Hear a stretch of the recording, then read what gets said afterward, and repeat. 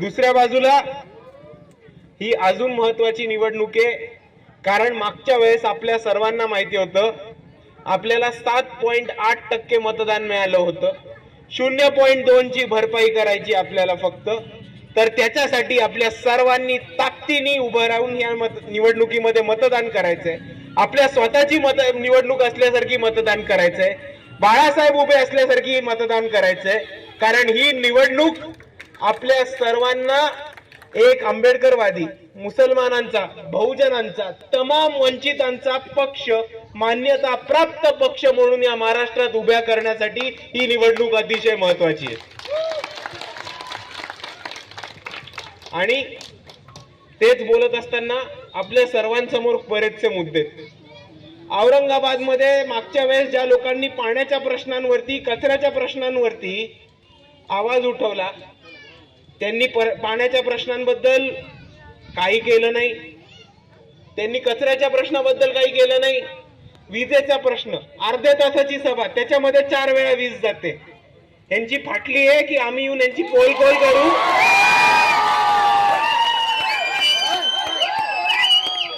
म्हणून हळूच मागणं लपून वीज कापतायत, समोर यांची यायची हिंमत नाही.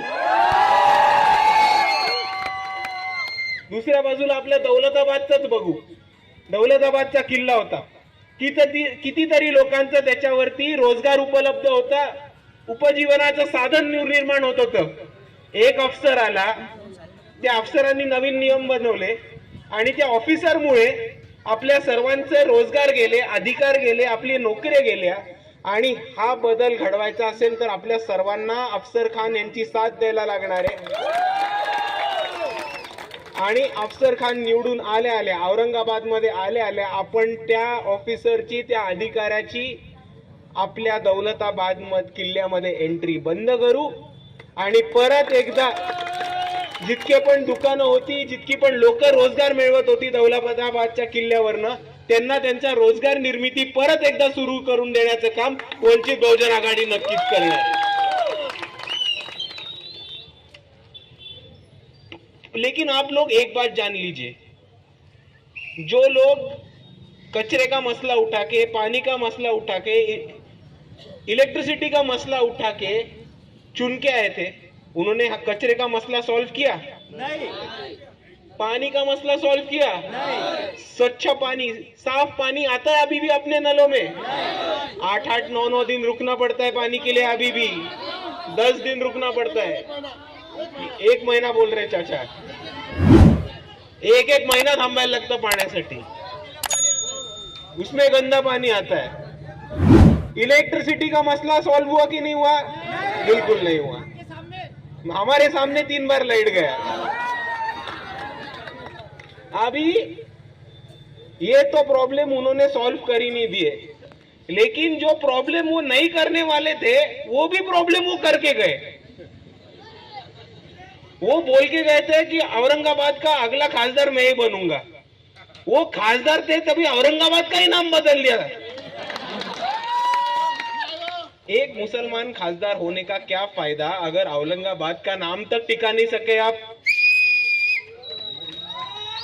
दूसरी चीज आप समझ लीजिए कि हमको लगा था कि एक पढ़े लिखे आदमी आया है, पत्रकार आदमी आया है, और उन्होंने हमारे ऊपर टीका की है, टिप्पणी की है, हमारे कैंडिडेट के ऊपर टिप्पणी की है कि वो पढ़ लिख के नहीं है.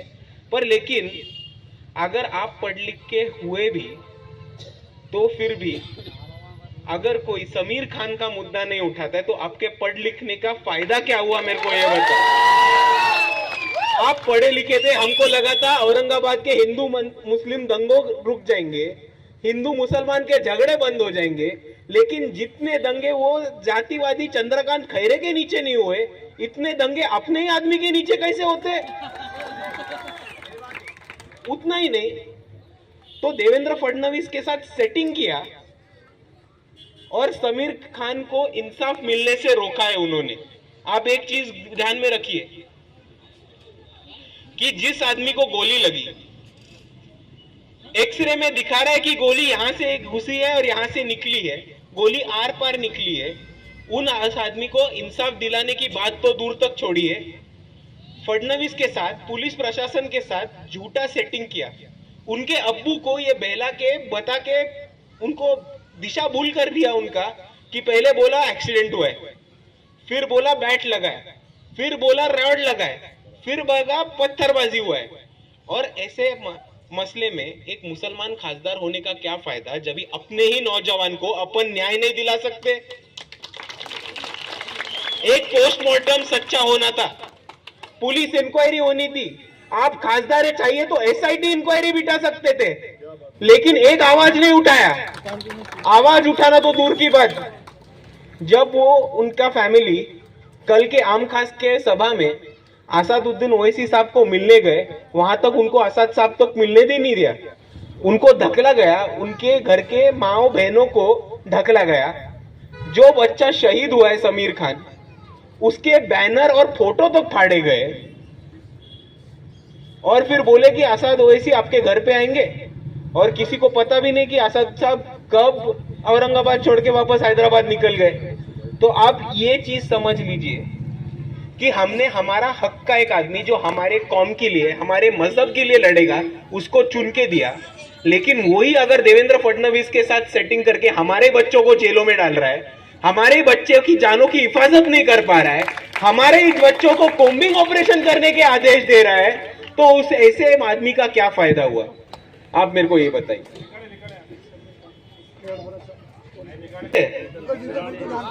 आप सभी ने वीडियो भी देखा होगा, कल रात का भी वीडियो देखा होगा, जब उनके फैमिली के साथ धक्का बुक्की हुए थे। जो नहीं जानते उनको बोलता हूं कि जो राम मंदिर के वहां पे दंगल हुई थी, जो दंगल असल में हुई नहीं थी, उधर के खासदार ने भड़काई थी हिंदू मुसलमान की राजनीति बढ़ाने को, उसमें एक नौजवान शहीद हुआ था किराटपुरे का, उसका नाम था समीर खान। तो 1 साल हो गया, उसके अब्बू अभी भी इंसाफ के लिए यहां से वहां घूम रहे, लेकिन अपना खुद का खासदार होते हुए भी उनको इंसाफ नहीं मिल पाया। और ये बहुत घिनौनी बात है, शर्म आनी चाहिए हमको कि ऐसे आदमी को हम खासदार बोल रहे हैं आज के दिन में। अभी दूसरी बात आप ये सोच लो कि वो बोल रहे, प्रचार कर रहे कि बाला साहब ने एक मुस्लिम खासदार के खिलाफ एक मुसलमान उम्मीदवार नहीं देना चाहिए था, पर ऐसा हुआ तो फिर आपने अबुल हसन के खिलाफ मुंबई में मुसलमान उम्मीदवार क्यों दिया? ऐसा था तो फारूक अहमद सर के खिलाफ नांदेड़ में मुसलमान उम्मीदवार क्यों दिया? जो नियम आपको लागू होते हैं वो नियम हमको लागू नहीं होते क्या? हम समानता की लड़ाई लड़ते हैं, अंबेडकरवादी यहाँ के हमेशा समानता की लड़ाई लड़ते हैं, इसलिए हम यही चाहते हैं कि जो नियम आपको लागू हो वही नियम हमारे को लागू हो। और अगर आप लोग युति धर्म का पालन नहीं कर सकते तो हमसे कोई अपेक्षा ना रखिएगा, ये मैं आप सभी को साफ साफ कह दे रहा हूं। और दूसरी चीज ये कि हमेशा आप सभी ने देखा है कि बाला साहब और असादुद्दीन ओवैसी साहब, इनका हमेशा अच्छा नाता रहा है। बड़े भाई बोल के असादुद्दीन ओवैसी ने सोलापुर में उनको गोद में उठा लिया था, लेकिन उनके जो कुछ चुनिंदा लोग हैं, वो लोग इस दलित, बहुजन, वंचित और मुसलमान का जो युति हुआ है उसको तोड़ने की कोशिश कर रहे हैं। ये इस पे आप सब लोग गौर फरमाइएगा। हैदराबाद में हमेशा पूछती है और हम साथ भी देते हैं, असादुद्दीन ओवैसी साहब जो पार्लियामेंट में बोलते हैं, जो करते हैं, उसका हम लोग आज तक साथ भी देते आए हैं। और हैदराबाद में हम सब जानते हैं कि क्या करी मजलिस, लेकिन औरंगाबाद में मजलिस के ही कॉरपोरेटर ने बीजेपी और शिवसेना के लोगों को चुन के लाने का काम किया है। और ऐसे जो समाज के दलाल है उनको उठा के बाहर फेंक दीजिए, ये मैं आप सभी से गुजारिश करता हूं। दूसरी तरफ आज आप बात लिखिए, इस महाराष्ट्र में जब भी कोई दंगे फसाद हुए हो, जब भी हमारी कौम के गलाना है तो गलाओ। 4 जून के बाद हमारा ही वक्त है, फिर देख लेंगे सबको। आप एक चीज देख लेना कि महाराष्ट्र में हमारे कौम के ऊपर जब भी जुल्म जाती हुई है, तभी एक आदमी हमारे लिए हमेशा खड़ा रहा है, वो मतलब बाला साहब अम्बेडकर। कैलू खान का मुद्दा हो, मोहम्मद अखलाक का मुद्दा हो, उसी तरह से कश्मीर में हुए आसिफा के साथ जो कांड हुआ उसका मसला हो, पुणे में दाढ़ी और टोपी रखने के लिए जो ट्रेन में हमारे नौजवान पे शूटिंग किया हो, रमजान के महीने में दिल्ली में जो नमाज पढ़ रहे थे, नमाज पढ़ते वक्त उनको लात मारने वाली पुलिस हो, उनके खिलाफ एक ही आदमी ने हमेशा आवाज उठाया है, वो है बाला साहब अंबेडकर। दूसरी तरफ आज कांग्रेस बोल रही है कि हम यहां पे मुसलमानों के रखवाले हैं। खाक रखवाले हो तुम, एनआरसी सीए का एक लफ्ज उठाने के लिए डरते हो। महाराष्ट्र में 48 सीटें हैं, उसपे एक मुसलमान उम्मीदवार नहीं दिया यहां की कांग्रेस ने। और दूसरी तरफ बाला साहब अंबेडकर है, जिन्होंने महाराष्ट्र की सरजमीन पर 6 मुसलमानों के उम्मीदवार खड़े किए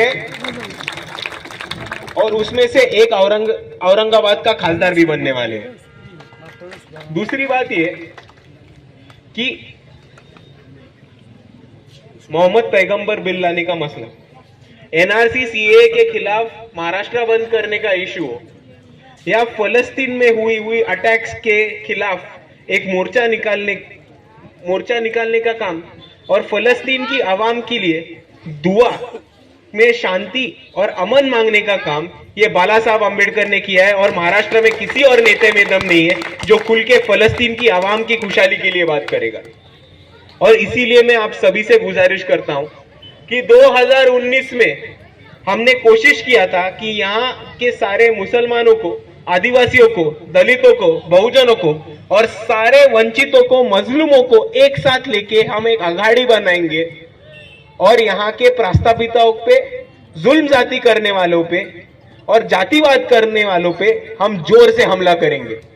उसी मकसद से हमने एक आदमी को खासदार बन के औरंगाबाद से चुना था, लेकिन बाला साहब अंबेडकर ने जो हमारे सब के लिए सीढ़ी खड़ी की थी, वो सीढ़ी चढ़ के पार्लियामेंट में पहुंच गए और उन्होंने वो सीढ़ी को लात मारने का काम औरंगाबाद में कर दिया। और इसी वजह से वंचित के 30-35 एमएलए चुन के आते थे, एआईएमआईएम के खुद 10-15 एमएलए चुन के आते थे, लेकिन सबका पत्ता कट करने के लिए महाराष्ट्र के एआईएमआईएम के सदर साहब जिम्मेदार है। ये मैं आपके सबके सामने बयां करना चाहता हूं। और इसीलिए मैं आप सभी से गुजारिश करना चाहता हूं कि ये आने वाले वक्त में हम सबको एक साथ मिलकर लड़ना होगा और इंशाअल्लाह जीतना होगा। और इसीलिए मैं आप सभी से यही गुजारिश करना चाहता हूं कि आने वाले वक्त में हम सब जुट जाएंगे, वंचित बहुजन आघाड़ी के उम्मीदवार से ज्यादा वोटों से जिताएंगे। क्योंकि आप एक चीज समझ लीजिए, आज यहाँ पे युति पार्टियों से ज्यादा महत्वपूर्ण जो युति है वो दो कौम के बीच में की युति है, दो समाजों के बीच में युति है। और इस जंग में अगर कोई मुसलमान समाज का सच्चा हमदर्द होगा तो वो यहाँ का अंबेडकरवादी समाज होगा और कोई नहीं है। क्योंकि जब भी हमारे कौम पे हमला होता है, हमारे बच्चों को अरेस्ट किया जाता है, कोम्बिंग ऑपरेशंस किया जाता है, मॉब लिंचिंग होता है, या मुसलमानों का इशू लेके आगे आने का वक्त आता है, तो इस जंग में हमेशा आपके साथ एक लोग रहते हैं, वो है अंबेडकरवादी। दूसरी तरफ हमारा रिश्ता ये सिर्फ पॉलिटिकल नहीं, ये सामाजिक भी है और इसी तरह से आगे बढ़ेंगे। और ये जो रिश्ता है वो पॉलिटिकल है, सामाजिक है, इकोनॉमिकल भी है। कितने सारे ऐसे धंधे हैं जो रोजगार है, जो दलित भाई और मुसलमान भाई मिलके करते हैं, चलाते हैं। आप एक ही उदाहरण देख लो, जितना गोश्त ईद पे बिकता उतना ही गोश्त जयंती पे भी बिकता। तो ये जो रिश्ता है हमको आगे जाके बरकरार रखना होगा, इलेक्शन तक के नहीं, आने वाले हर मुश्किल वक्त में ये रिश्ता बरकरार रखना होगा। और अगर हम सब एक साथ जुड़ के रहेंगे तो हमारा कोई भी बाल वाकड़ा नहीं कर सकता, ये चीज आप लोग समझ लें। और इसीलिए मैं आप सभी से दरख्वास्त करता हूं कि आने वाली 13 तारीख को आप ज्यादा से ज्यादा वोटों के साथ अफसर खान को औरंगाबाद का खासदार बनाए और हम सब मिलके वापस भारत की संविधान को, लोकशाही को और अमन शांति को बचाने का काम करेंगे। इतना मैं आप सभी के साथ बोलता हूं और रुक जाता हूं। अब सभी को जय भीम, खुदा हाफिज। असेच नवनवीन बातम्यांसाठी आपला हक्काचा सोशल मीडिया ज्याचं नाव आहे गर्जना महाराष्ट्राची आवाज वंचितांचा हा YouTube चॅनलला सबस्क्राईब, लाईक, शेअर आणि कमेंट करायला अजिबात विसरू नका. तुमचे चांगले वाईट प्रतिक्रिया आमच्यासाठी मोलाचं आहे. धन्यवाद.